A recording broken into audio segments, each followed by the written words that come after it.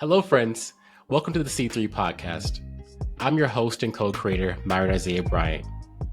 Thank you for taking the time to listen and being a part of our community.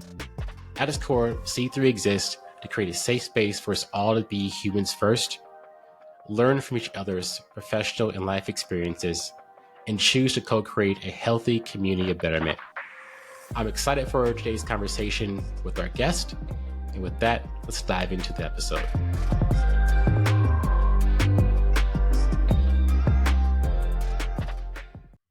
Hello, everyone. Welcome to the C3 podcast with Myron Bryant. I'm excited for today's episode with one of my close friends, Joshua Walker. We started down in Orlando there, right? Learning tech and building community together. And since then, have really worked on a great friendship there. So excited to have you on the podcast today, talking about your experience, your values, some of the things you learned along your personal journey, and what lessons we can all take away from what you've experienced on that journey there. But thank you first and foremost for... Yeah, dude. Thank you for attending, man. When I was creating this, I was like, top 5 people is Josh out there from everything that you've given to me and given to the community there. I'm excited to share that with the group here. Kicking things off there, I always talk about this is a human first podcast. Who is Josh Walker personally? Because you've done a lot, but who are you just as a human first? A person that likes to help other people, a creator, dad, husband. So yeah, that's really the essence of who I am. Just someone that's had a lot of people help me out on my journey. So I'm just looking to keep that reciprocity going, really, and simple. Yeah. So yeah, no, I love that, man. I think a lot of the guests we have here, a lot of the conversations we have here is just centered around helping people and problem solving. So I love when people introduce themselves as just a simple way of, I help people, I solve problems, because ultimately the title is just kind of fill in from there. Yeah, 100%. In terms of those titles, right, what has that looked like from your journey or your personal background so far professionally? Yeah, so I always tell people I took kind of the scenic route to tech and had even though, I'm fairly young, but I had a few lives before I got into technology. So really the base of everything was me, joining the military, was in the Army for 6 years, 4 years active, 2 years reserved, was in logistics and, which I didn't realize how much logistics kind of play into a lot of, like everything that happens in tech, far as like delivering projects, which is kind of interesting. But I was also a parachutist, and a lot of people always are like, "Oh, so like you want to go skydiving?" And I'm like, "Heck no, like not at all whatsoever." Like one, the Army paid me to do it, and two, I didn't even want to do it in the first place. It was just a prereq to do certain training. So.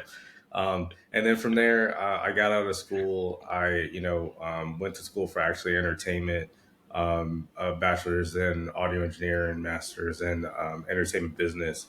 And, did the whole entertainment thing for a while. It's fun, but, kind of a very volatile field. So, and then at the time, maybe either you could look at it two ways, good timing or bad timing, that I kind of graduated when the audio engineering, landscape had changed, where because technology had grown so much, ironically, a lot of people were bringing their studios in-house. So a lot of the big studio jobs, kind of went away overnight. So from there, not really getting my footing in Atlanta, I decided to move back home with my wife and daughter and was like, hey, I need to figure out something else. And so from there, I went to go do some stuff at a startup, and they were a human resources software startup. And I was doing marketing for them. But then I realized the group I gravitated the most were the developers there who were using PHP at the time, which is what, powers like WordPress and a lot of other systems. And serendipitously, then I met Orette Davis, who is the director of the Orlando Tech Association that was helping bring companies from all over the country and sometimes the world to base in Orlando to basically build that tech ecosystem. He invited me to some meetups, and kind of the rest is history. I basically became like human spam at these meetups, and just tried to soak up as much game. Got like a lot of great mentors at the time. I basically told them, if you just point me in the right direction, I'll put in the sheer amount of hours that turned into me getting like my first tech job, in like 4 months, which is a pretty truncated timeline. And then, fast forward a few years from there, I became like the lead dev there. And I was looking for kind of this wave of like, what's the next big thing? And a lot of my friends had already found their wave previous to me. And like, when Ruby on Rails hit and a lot of other great, tech frameworks or programming languages hit. And then so I was going to go to data science route because that's when that was starting to bud. But then I was also in contact with a lot of startups at the time in Orlando, and one of the startups that was doing like a health project said, "Hey, have you ran any of your like workloads for data science in the cloud?" So at the time, one of my mentors, he had did a talk on like AWS like a year before, but it was Hmm. more like, "Oh, that sounds cool," but then I kind of kept going. But then Yep. this sparked me to basically look into it again, and like I, went to start to get my cert, started working with startups in the Orlando scene. End up just doing like a TED talk locally, and my employer was in the crowd and basically was like, "Hey, you seem smart and you seem like you know what you're doing. You should come work for us." So yeah. Fast forward now I'm at one of the biggest tech firms in the world, and just very fortunate of like getting into tech basically through like sheer curiosity and putting in the hours. So yeah, that's really my abridged version of my journey of kind of going through the hills and valleys to get to a really cool and fun career that's really sustainable. So No, dude, I love that. I mean, one of the questions I always ask how people land or get into tech, and I don't think a single person so far has responded with, "Hey, I graduated college with a very specific degree and intention of joining tech." Like everyone, as seen as tech is, everyone kind of just not falls into it, but has an interesting journey into it. I think that's incredibly valuable. Is my I point in always saying agree. that. I agree. And specifically with your background, where you started in the army, you transitioned to entertainment, then you found your way into tech. By you doing the hard work, right? You mentioned connecting with others, speaking events, being a part of communities, and then Yeah, really putting in the hours yourself. Like that is an incredible journey. Um, appreciate it. Yeah. you've accomplished a lot within a short time. What have been your values that have allowed you to be successful and accomplish the things you've accomplished um, That's a good throughout these question. different Yeah. roles there? I think for me, it's really boils down to three. And I like, us talking before, I had to think about Yeah, this pretty hard.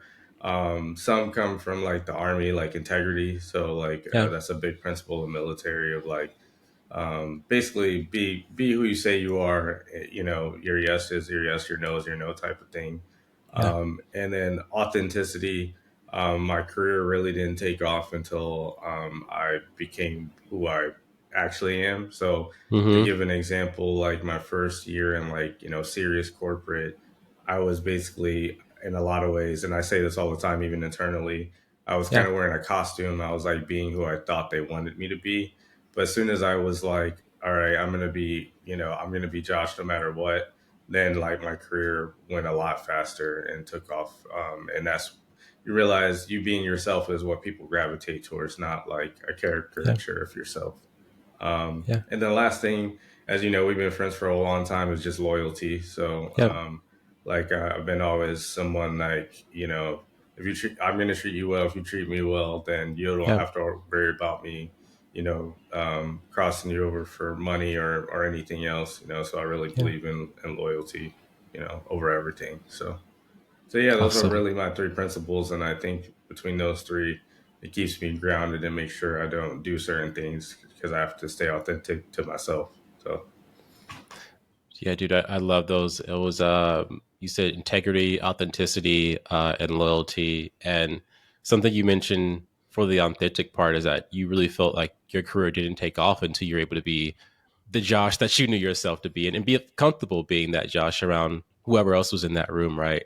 right. Um, why do you hear that authentic kind of point so often? Why do you think that was important to you to be yourself, and how Yeah. that translated into actually being successful as opposed to just being this costume, right? Yeah, I think because when you think about branding, right? I think a lot of people think about the reason it sounds exhausting is because people create like a facade, whereas Yeah, a true brand should be based, on yourself, and that's the yeah, core of it. So I think being authentic makes it so that you're basically just amplifying who you are.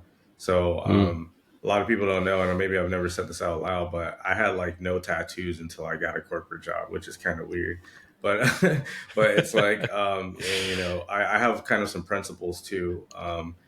Like what's interesting, one of the tattoos I have is like the Mario bullet on my hand, and the origin of that was from like one of my mentors, Trisha, who's like a director at one of the big tech companies within like product design. But she has like a empty box in her hand, and I asked her about like why does she have that tattoo, and she was basically like, one, it's a reminder of herself, like I think like a blank canvas, like the empty box. But then it was also like almost like a barrier for herself of like, if someone didn't want to hire me based on this box being on my hand, I don't want to work there anyway. So yeah, I always like, very hard and fast rules. So I never tuck in my shirt. I only wear black, like all black, if I'm going to a funeral. So like I just kind of established these rules for myself to make sure that I, was always, being myself no matter what. A lot of the teams that have worked with me and for me, my saying is the same Josh you get at 3 p.m., you'll get at 3 a.m. Maybe, maybe a little bit more spirited if we're at the bar, but yeah, trying to keep it authentic at all times. no, dude, I love that. And it just, as you mentioned, everyone talks about this branding thing. I remember when I first joined corporate, right? I hated the word. I mean, I didn't know what it meant. I was like, it sounds exhausting. I think you used that word as well there. And it was like, everything you just mentioned is right on point. It's like, if you're doing it right, i.e. doing it right, being yourself, like it shouldn't feel like a job. It really is just telling your story, right? Hey, this is who I Yeah, am. This is my 100%. story. And making sure that the branding part is that whenever you're not in those rooms, people still tell the same story about Josh as Josh would tell about himself. Yes. I think Love that's that. just so freeing for you to be able to do there. Um, in terms of maybe early on career there, again, this being very focused on the human part of the Hmm. podcast, you experienced the army, you experienced entertainment business, and then you brought that into tech. What lessons did you learn early on in those two roles that differentiate you from what others may experience or bring to tech there? Yeah, I think from the military, I got like the discipline aspect. So like, whether you want to or not, you're gonna basically wake up early and work out. There's a certain amount of programming in the military that is necessary for you to do your job function, and it's very structural too. So like, once you get back into the real world, you realize how much structure there isn't, and Yeah, I think it's taken time because you realize the army does it for you. So you have to yeah, learn to do it for yourself. But now, I'm someone that's able to, create structure around a lot of things for teams. So that's a lot of things I got from the military was just, working hard, and then breaking through barriers of like stuff you didn't think you could do. Cause like, the funny thing about the parachutist thing is like I hate roller coasters, and people are like, but you jumped out of planes, and it was like, yeah, I'm also scared of heights, but I jumped out of the plane because I had a goal that superseded my fear essentially. But yeah, so the army did a lot of that for me, where like, I didn't know where I was going, I didn't really know my skill set, but they forced you to do hard things, and then once you do a bunch of those, then you're like, well, if I survived that or did that, then I can do anything, and that's kind of mentality I have. For the creative field, that's also a great an accompaniment because you realize tech always is seen as like kind of boring and rigid, but in mm, essence, it's a very creative field. When you think, especially when you think about the enterprise, like yeah, if you're talking about sales, if you're talking about architecture, if you're talking about pretty much anything, the people that are the best at it are the creative people. yeah, Like if you feel like you do the same thing every time to accomplish something, those people end up usually, getting outdated and become dinosaurs. But the people yeah, that can come up with a creative solution is what, it gives you the longevity, and what makes the job fun as well. Um, so those really, I think, from those two areas of my life, bringing those into tech, it one made me authentic, and I think the authenticity part too is being able to tell people like your whole life. Like, Yeah.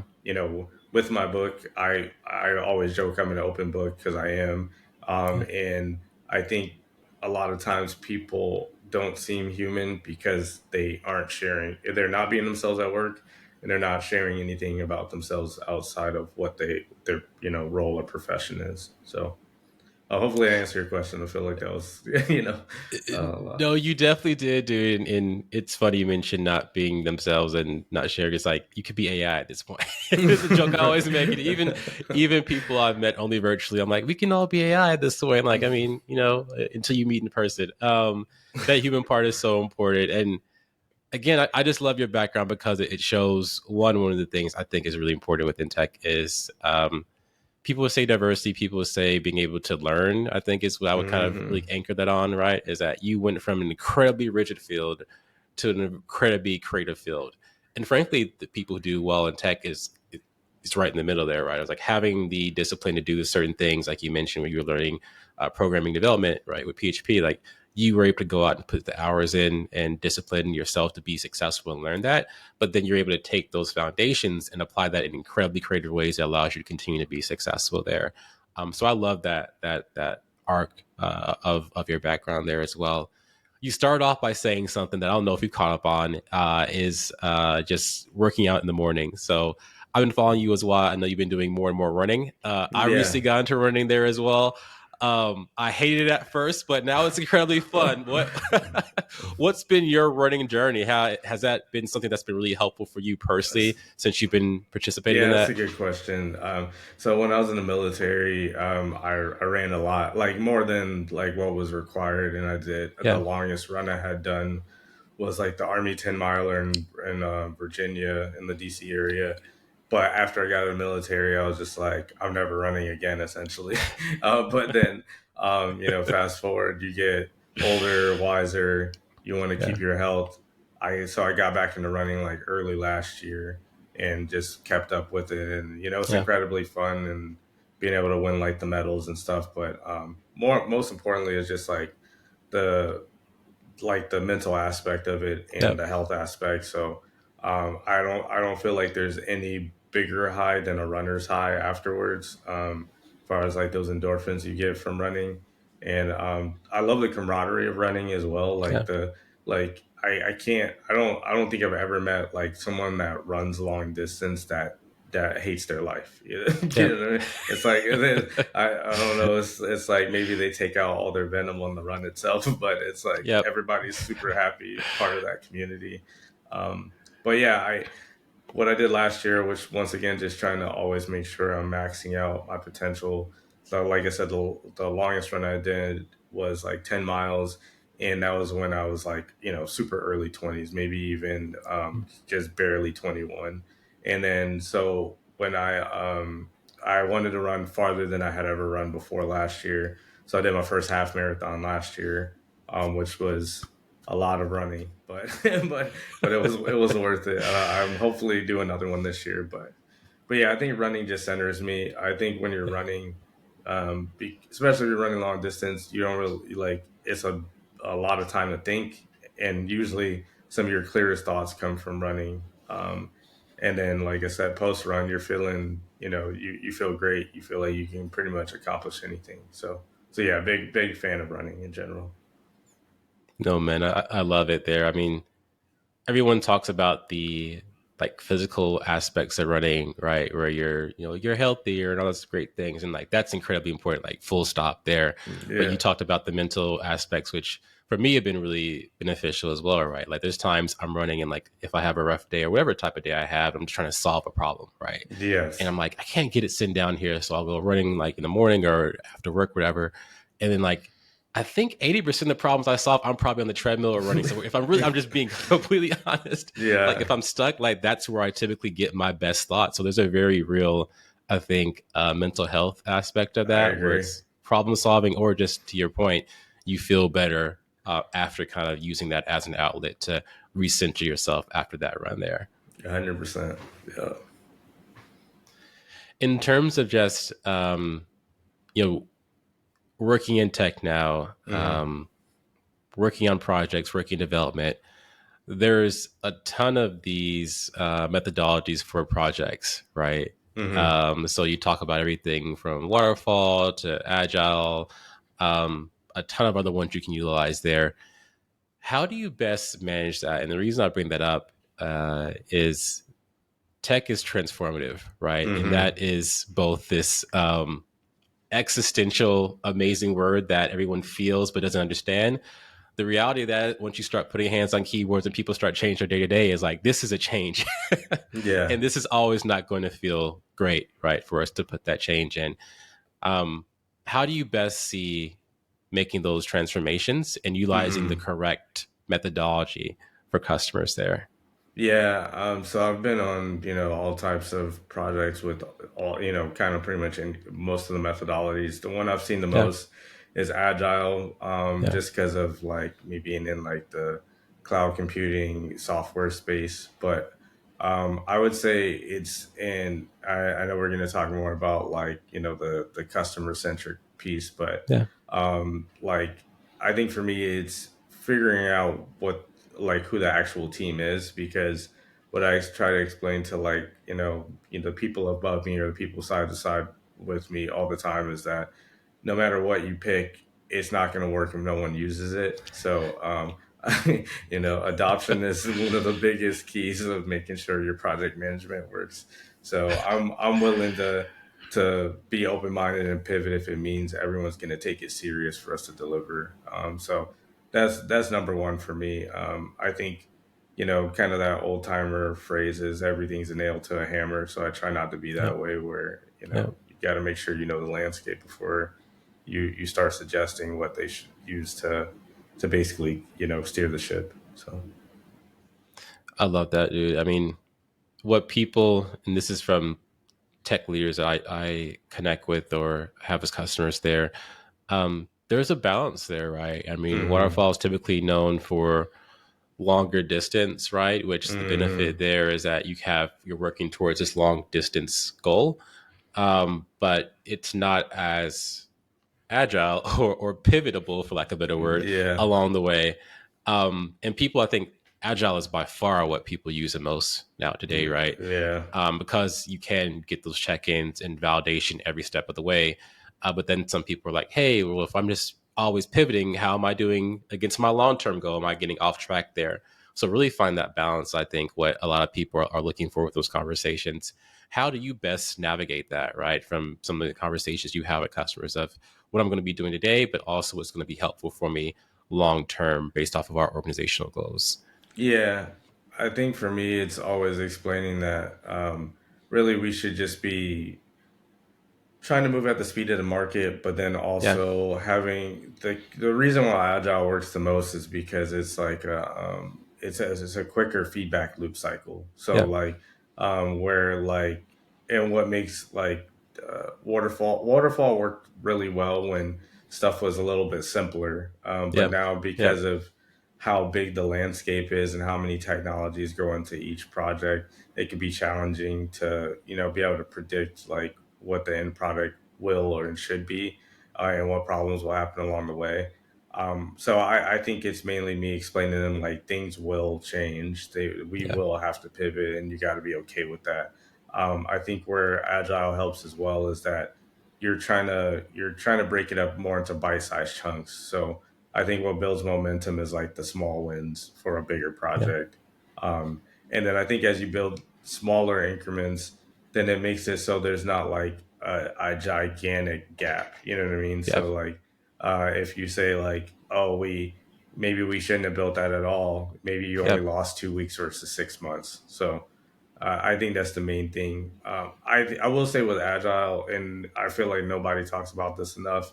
Like agile almost never purely works in a like enterprise situation. Like Yeah. it's always Yeah. some hybrid of some sort. It's not, if you're like a pure agilist, like you got to also be okay with that. It's not going to be 100% from what read on scrum.org. It's going to be a little messy. So It's the foundations and it's the practice is yeah, what I'm hearing, right? And again, this may be a hot take and putting some human flavor in it. A lot of conversations I have with people are about like, oh, all these entertainers that have been successful in different crafts, right, or arts, right. So I know you and I are big fans of Gambino. So he's been yeah, successful in many different ways, and you think about that, like it's a very creative field. It's different aspects of that, and you have to think he has a process to be yeah, effective, no matter if he's being an artist with vocals there, if he's writing, directing, if he's participating as an actor himself. Like you have to have a process for that. And what I just heard from you is, as you continue to develop, even in this corporate tech world, you have to have a process, and there's going hmm to be the foundations that you mentioned, right, with agile and scrum, all those great things. But you also have to have the flexibility to be able to adapt that based off of who you're talking to and getting that customer feedback. Um, I think even the sales side of me, right, as you talk about like solving those problems, putting the solutions in place, like that's so important from a value perspective of not just putting a long term vision in there and saying, "Hey, call me in 2 years and we'll be done." Hopefully, and hopefully, right. what I'm delivering from a decision 2 years ago is still going to be helpful. Having that validation every step of the way is incredibly important. Um, Talking about that validation and what I use is like the third C for the C3, right, is co-creation.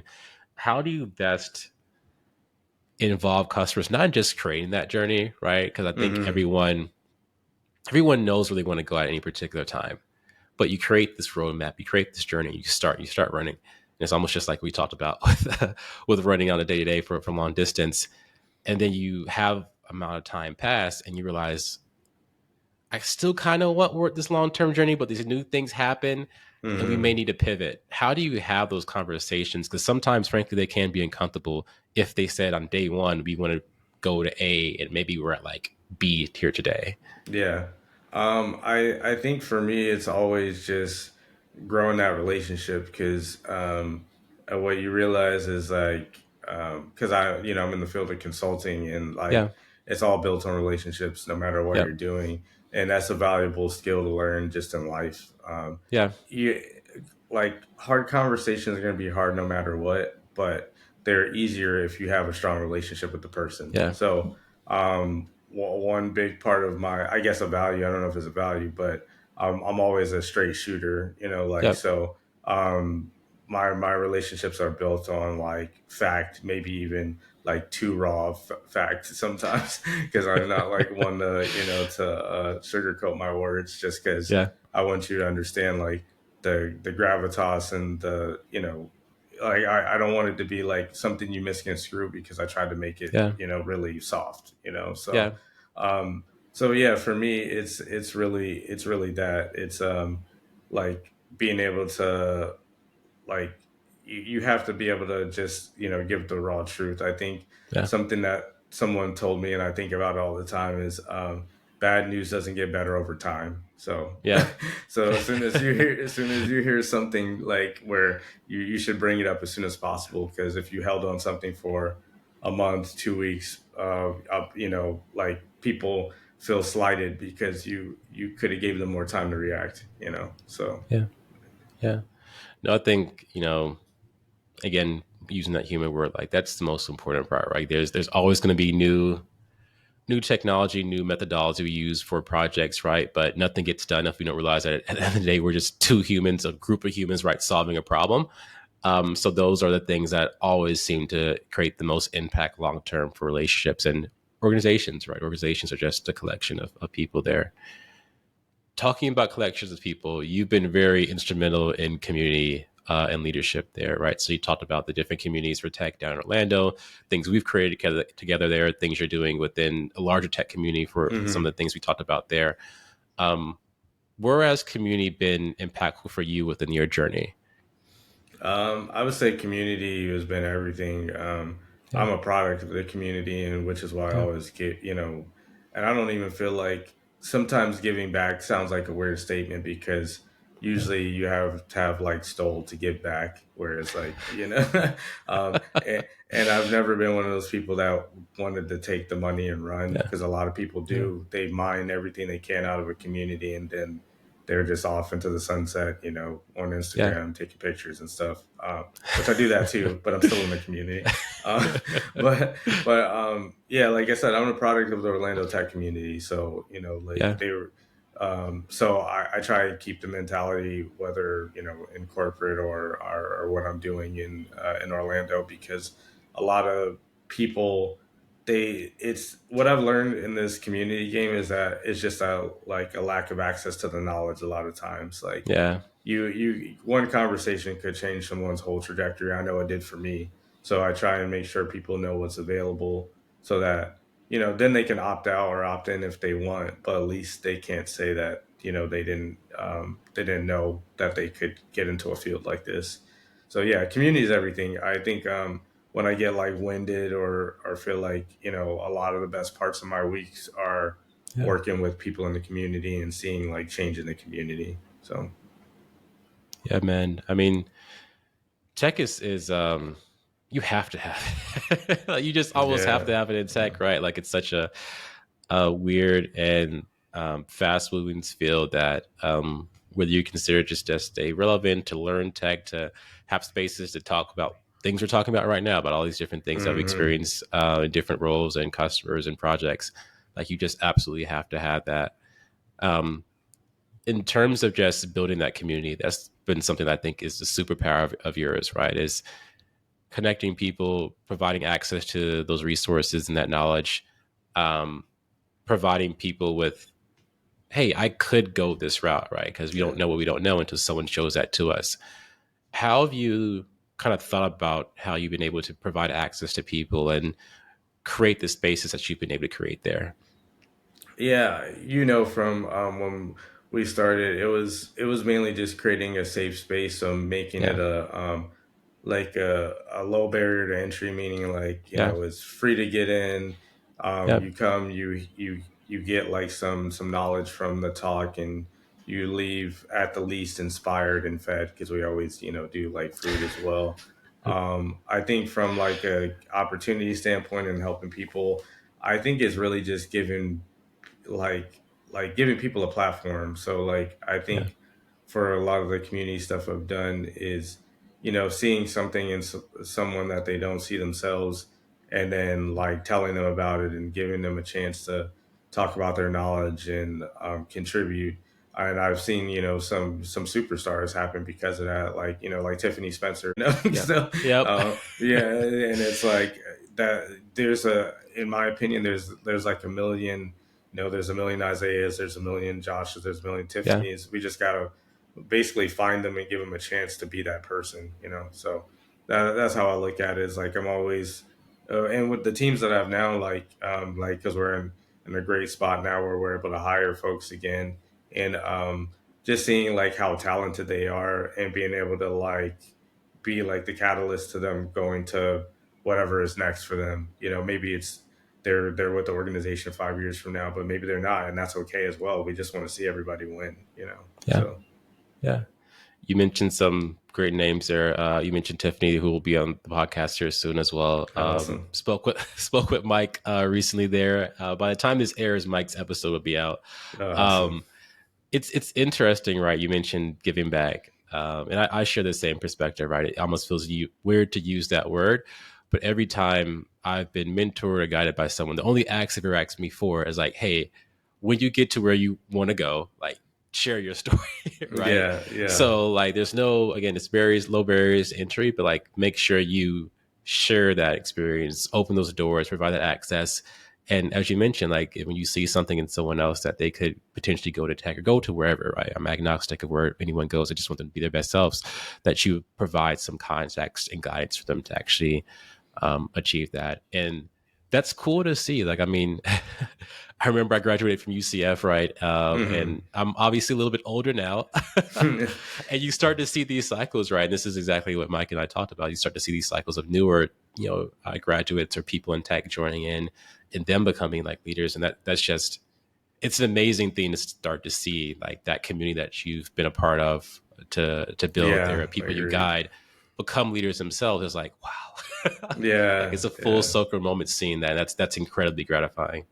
Yeah, like and not to take away from Tiffany's conversation, I'll just share one great Yeah, moment was I was at, her conference, Dreaming in Color, and yeah, like, just seeing her being like mobbed by people, it was just like one of the dopest things ever. Like she couldn't, there was a time during that conference where she couldn't walk like 10 feet, I was like next conference, you might need like a back tunnel or something because, people were like mobbing Tiffany to get just like a few minutes of her time. So I'm gonna make a Gambino joke. Atlanta when the club promoter just kind of right, the revolving door, yeah, yeah, the the revolving revolving door. ball. Dude, I gotta go use the restroom. Let me just be right back. Yeah, Oh man.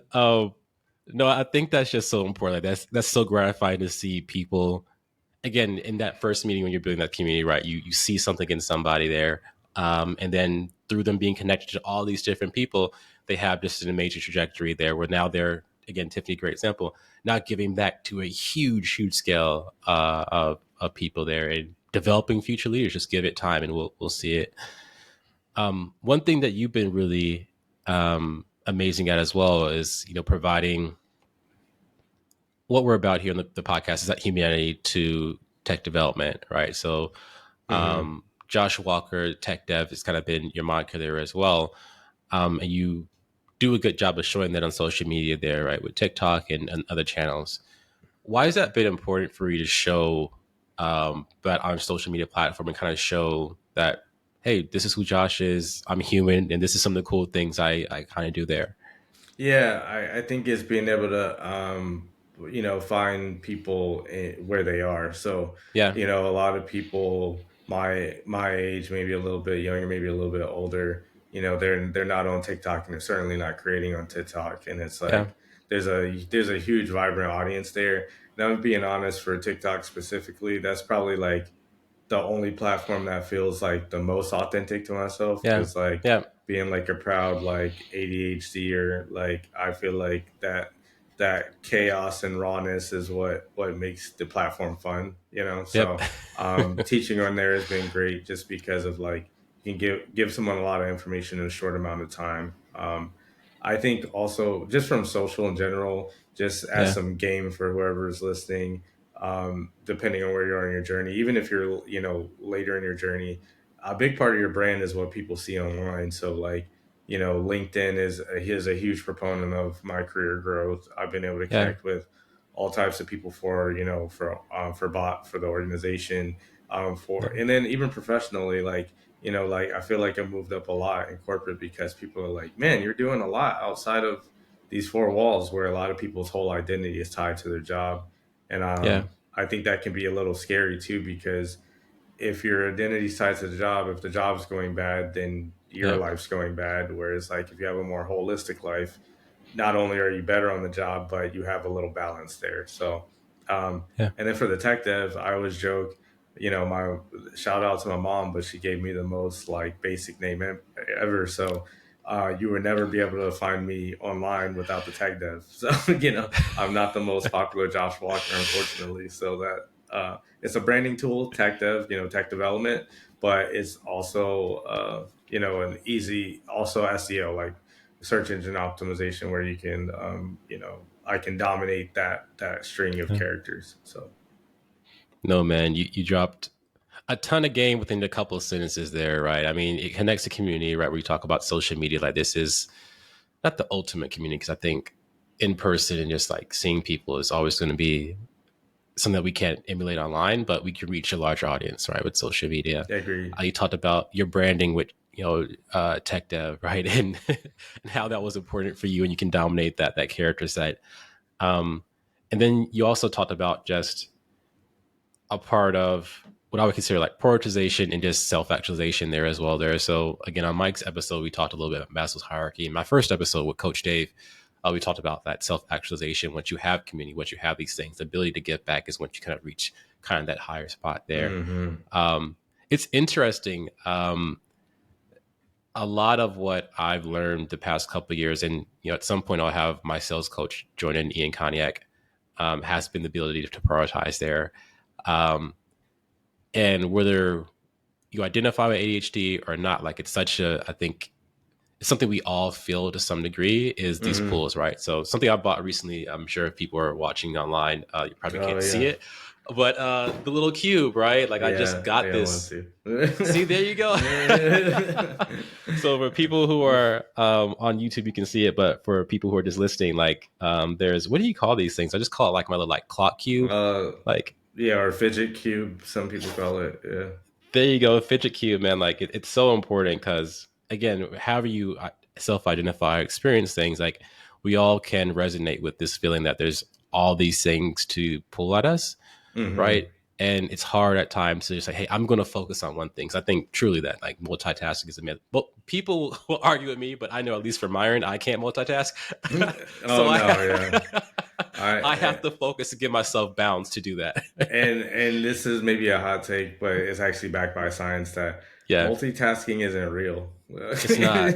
You're basically just switching tracks over and over, and that's why it can seem. That's why a lot of people have anxiety because they are multitasking. I'm a do one thing really well at a time, even if it's for Yeah. 10 minutes type of person. You know.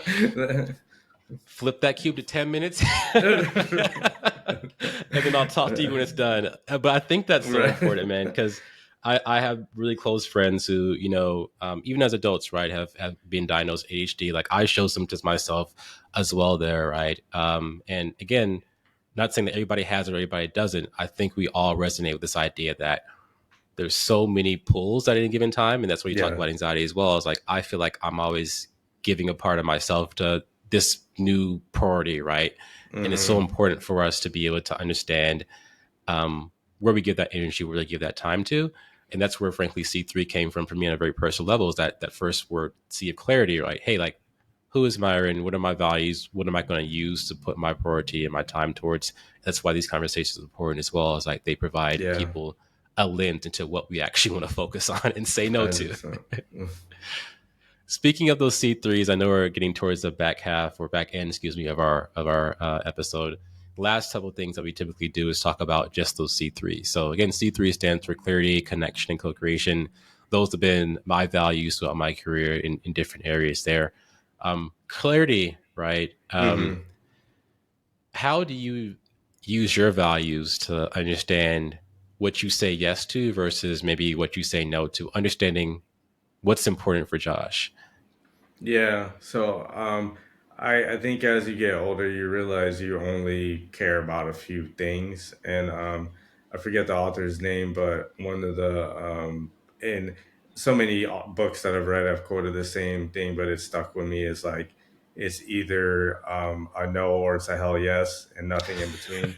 So that's how I basically like live by that now. Of like Yeah. if it's not extremely exciting, then it's a no. And Yep. and it doesn't have to be an apologetic no either. It's just that's Yep. not what I'm into, or that's not where I want to put my energy. Yep. I think another one too. I was really reading Ali Abdal's book, which is Feel Good Productivity, and I just finished that one. That was amazing. But one of my favorite things is if you had to do this thing tomorrow, would it still be exciting? So I think Yep. about that now. Anytime someone's like, because a lot of people are pulling you and asking you to like, hey, can you be here? Can you be part of this? If it's not going to be exciting, if you have to do it tomorrow, if it's not exciting, don't do it.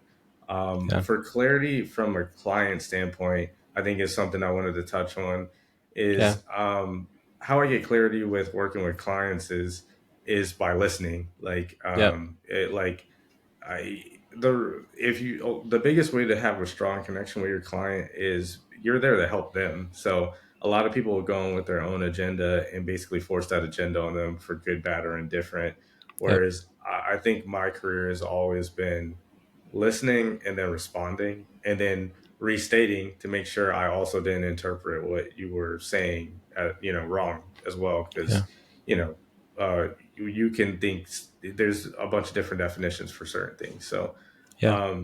so clarity on the personnel, just to wrap that up, like, for me, I think I'm grounded in like, I want to do things that won't keep me like I don't want to plateau, and I want to make sure that Yeah. I'm continuing progressing. So I think a lot of times I don't like to do things that I've done before unless it Yeah. really meaningful to me. Like, and then on the client end, I get clarity by just being, being a good listener and responding with options versus like what you should do.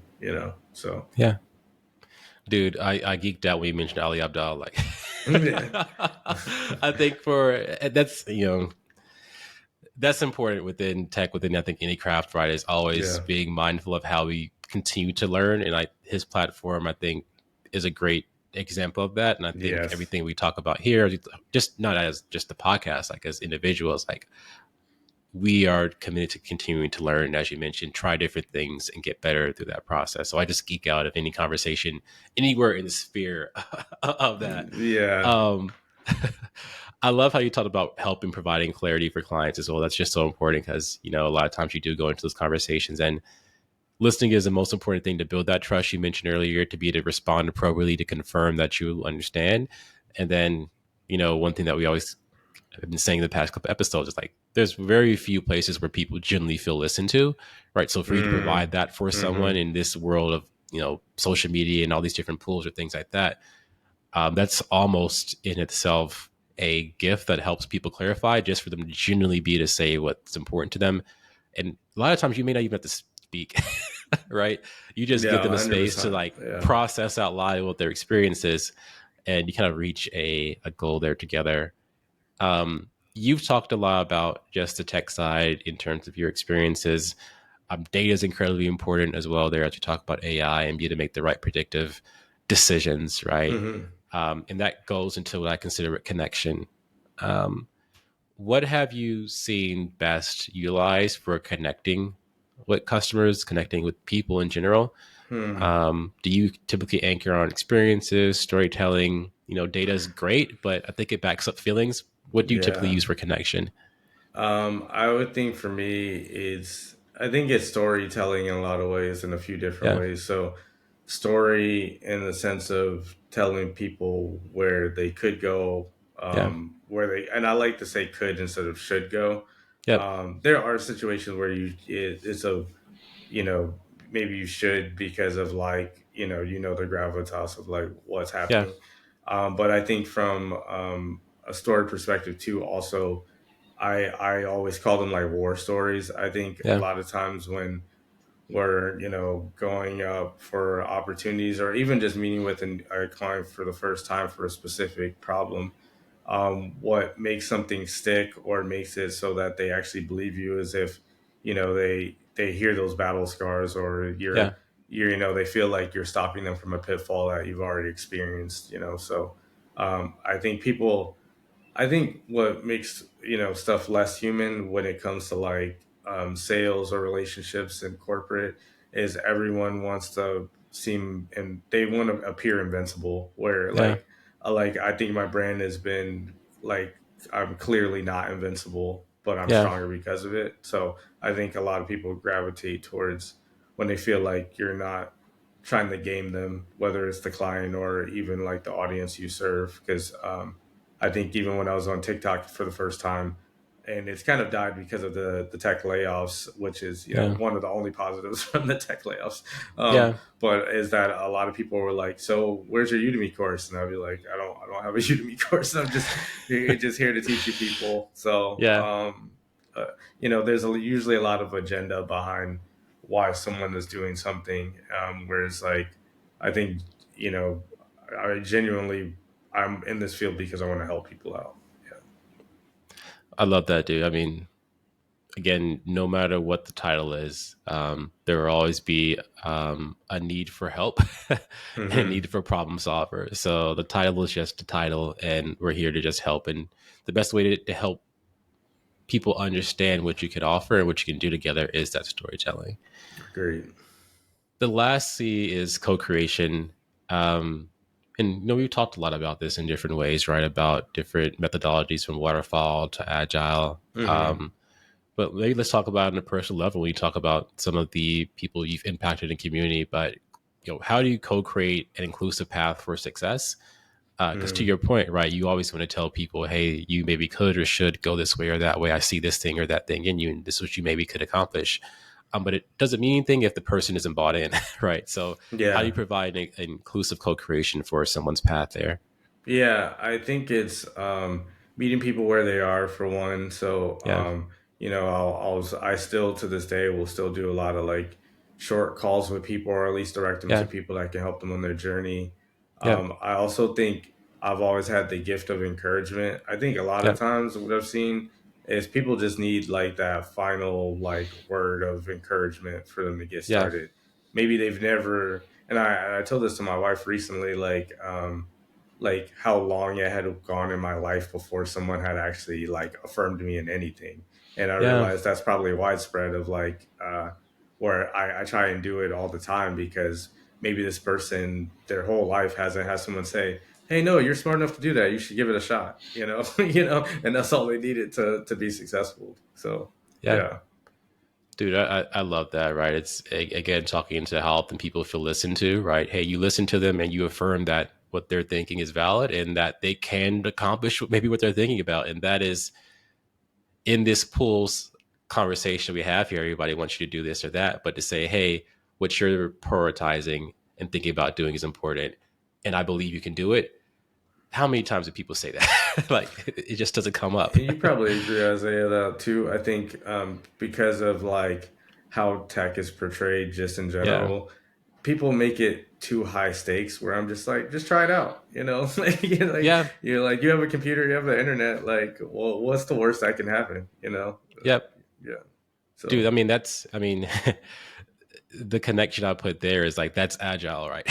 right, right. Whether you want to make it as a try it out or this, formulated methodology is do like just try something out, lean startup, whatever you want to call it. Yeah. See the validation you get and see if you like learning it, right? And you want to learn more of it, or see, hey, like I didn't even like that experience and I don't even want to try to learn That's what I tell it. And now everyone. you know. Like, why I said I was human spam is because I was like, I was at so many meetups because when you're in the beginning, you don't know Yeah. what you don't know and you Here we don't know go. what you don't like. So you gotta Yeah. kind of go like food court style and sample a bunch of stuff and see, what sticks out. Yeah. That's life, dude. That Yeah. seriously is life. And I think the more opportunity to provide people to do that, right, is again with that validation, with that affirmation, as well as like creating community. Like that is everything, being able to experience those things, figure out what you like, and have encouragement along the way there. Wrapping up things, man. First and foremost, just thank you for hopping on and spending some time with us, No, this was sharing your great. experience, sharing your values, sharing some laughs there. As always, giving a ton of game about what's impactful for life and in tech. So just thank you, man. Before we hop, any acts from our listeners, right? You shared so much with us. How can we give back to you? How can we give back to Josh? Yeah, I say, like I said, if you're on the fence about trying out a new avenue or just trying out tech in general or going down a path of something that you really want to do, you should just pull the trigger on it. I have a friend who I should probably introduce you to who should be on this podcast too. Yeah. And, he recently survived, like with cancer. And Yeah. something that he said to me at dinner recently that I've been thinking about every day ever since is that he said like now I'm on this side, this is like the year of aggression, Yeah. and not like aggressive like I'm going to be overbearing on stuff, but overbearing on like my goals. Like if Yeah. like since I'm still here, I obviously have a purpose, so everything I was hesitant on I'm going to actually be aggressively going after. So I'm kind of taking that same energy this year of like how can I make whatever I'm working on, whatever I care about, even bigger, or finally start those things that I've been putting off. Yeah, man. No, it's so important to be able to get. I like what you said earlier, right? About if you had to do it tomorrow, would you still do it? Like sometimes those things are very clear. We just got to get started, Mm-hmm. and the blessing that we can do that is the most important part. With 100%. that, we'll go ahead and wrap. And again, thank you so much for coming on, sharing some time, and sharing some nuggets and lessons with us. And I appreciate you deeply, man. Wait, friend, before you move on, take the time to gift yourself the sea of clarity or community. With so many pools for our time and attention today, one of the best gifts we can gift ourselves is a moment to simply breathe and be present, to gently process our experiences, emotions, and thoughts with grace and non-judgment.